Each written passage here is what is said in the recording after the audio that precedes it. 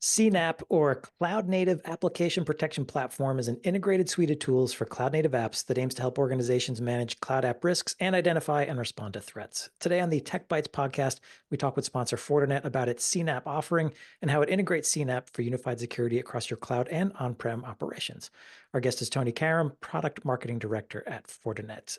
Tony, welcome to the podcast. And for folks not familiar with CNAPP, can you give us the elevator pitch on what it is, what it does? Sure, absolutely. Thanks, Drew. Thanks for having us. Happy to be here. So CNAPPs, or cloud native application protection platforms, are really aimed to simplify and strengthen cloud security by unifying a number of different security capabilities into a single platform. It's a category or a term that was coined by Gartner about 4 or 5 years ago.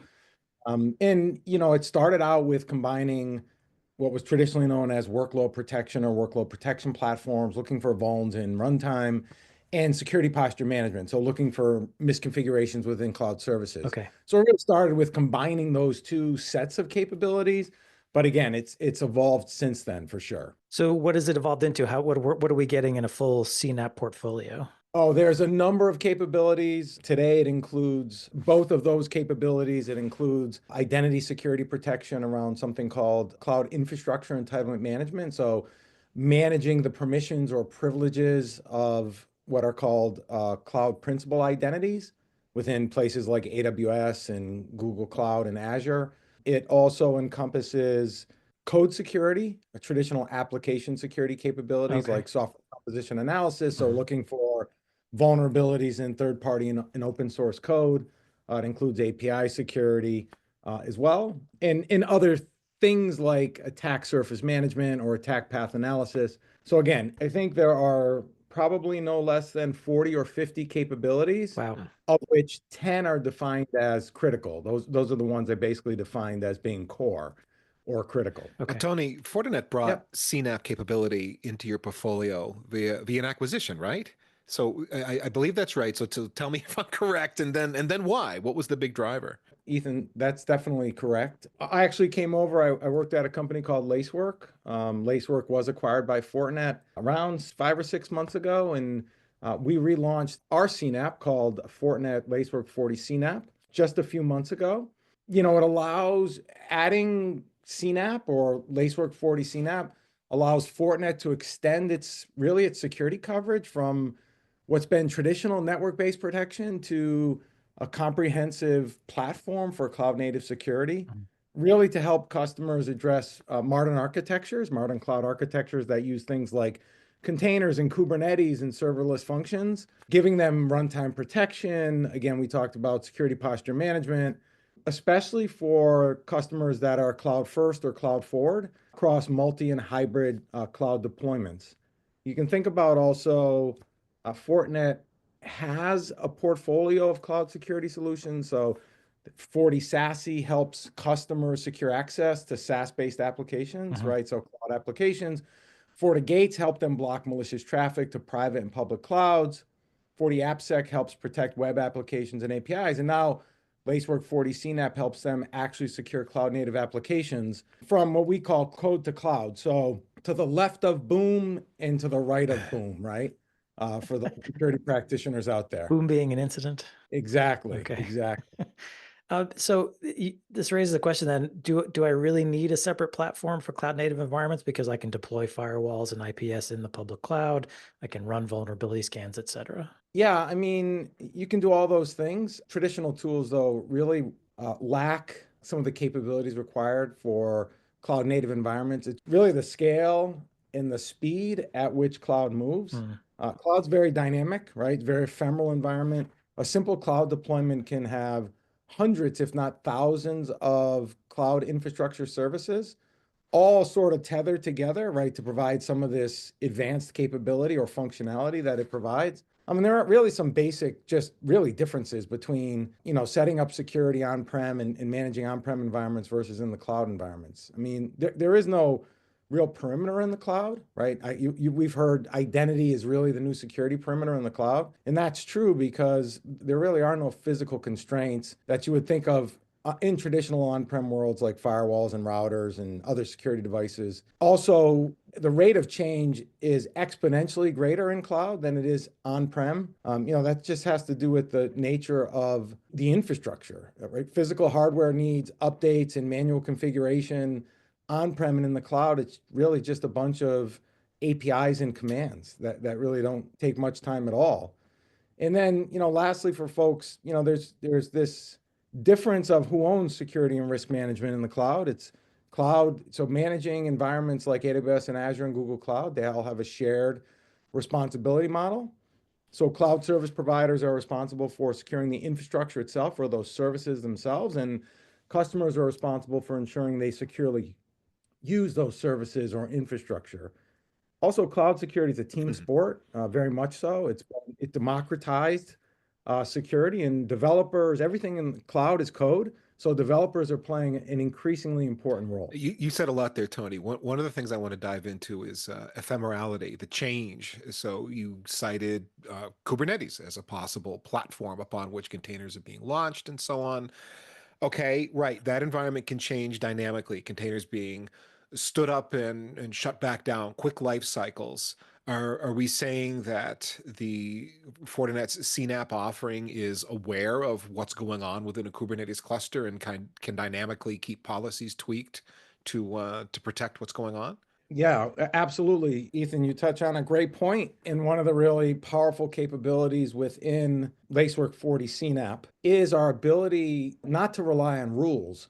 So you can imagine, like you said, a simple Kubernetes environment can generate, I don't know, millions of data points a day, right? If not more. Lacework's platform has been designed for that kind of scale. And we don't need, we have what we call a rules optional approach to security. So we don't rely on rules or predetermined patterns to find bad things that are happening in an environment. So what we do is every few minutes we're baselining what normal looks like in that environment, and then we're alerting customers when we see changes to what's normal, or when we see deviations from normal. Then we're alerting them to what's going on. So that's one of the ways a platform like Lacework FortiCNAPP can scale to the level of these sort of Kubernetes environments. You also mentioned that cloud security is a team sport. Do you mean that aside from the shared responsibility model between my cloud provider and my own organization, do you mean it's also crossing organizational boundaries internally, like networking, security, DevOps, et cetera? Yeah, absolutely. Right. The whole idea these days, well, cloud's been a big sort of enabler for companies to go faster, right? When it comes to building applications and services. So development teams and then DevOps teams, if you want to extend it to DevOps, are again trying to move as fast as possible. They're using tools and technologies to help them do that, automated tools. So things like infrastructure as code, so Terraform or CloudFormation or whatever ARM or whatever your favorite infrastructure as code file type is. Organizations are using that, development teams are using that to really provision and push infrastructure very quickly, cloud infrastructure very quickly. So they need to be able to understand early on whether or not they're configuring those services securely or in line with organizational policies, whether those are regulatory policies, right, to meet some standards, industry standards, or whether they're really security policies or, security policies across their organization. Mm-hmm. So yeah, developers are moving quickly and teams need to be able to collaborate, right? Security teams, SecOps teams, incident responders are finding things in runtime. And what they need to be able to do is have conversations, right, with developers. Hey, we're seeing this EC2 instance act a certain way. Did you intend for it to be able to do these things or not? Right? So that's where this idea of a platform that's really a source of truth for different teams, for dev teams, for operation teams, for security teams, be able to collaborate around the same set of data, right? They have the same view if they choose to. So it really helps them streamline issues as they arise. Is the FortiCNAPP, when you're talking about the information it can surface, is that sort of slanted toward security operations teams or to a developer? Like, how, if I'm coming into the console and looking at information, is it going to make sense to me as a, maybe a traditional SOC analyst or something? Certainly as a traditional SOC analyst, incident responder, security architect, security engineer, ever think or want developers to have to go to a console like Lacework Mm.